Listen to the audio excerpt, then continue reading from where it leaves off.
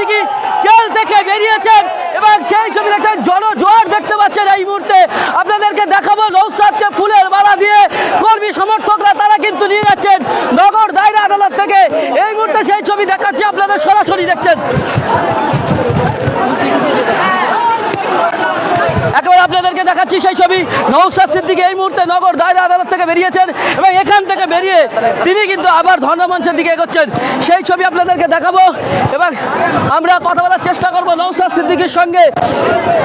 এসেছিলাম, দুর্ভাগ্য আমাদের রাজ্য প্রশাসন, রাজ্য সরকার প্রশাসনকে কাজে লাগিয়ে আমাদেরকে টানতে টানতে শান্তিপূর্ণ ধর্ণা মঞ্চে বসতে না দিয়ে তুলে নিয়ে গিয়েছিল। আমরা আমাদের পক্ষ থেকে আমাদের নেতাদের নির্দেশ দেওয়া ছিল কোন রকম আইন শৃঙ্খলা অবনতি হোক, এই ধরনের আমরা কাজ করব না। ফলে আমাদের কর্মী সমর্থকরা চলে গেলেও আমাদেরকে গ্রেফতার করেছিল।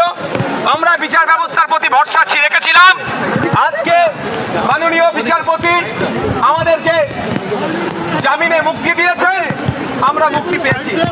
আমরা এটাই বলতে চাই যে আমাদেরকে এই প্রশাসনকে কাজে লাগিয়ে আমরা যে আন্দোলন করছি, একদিকে ওয়াকফ বাঁচানোর আন্দোলন, সাথে সাথে ফেক এসটি/এসসি সার্টিফিকেট বাতিলের আন্দোলন।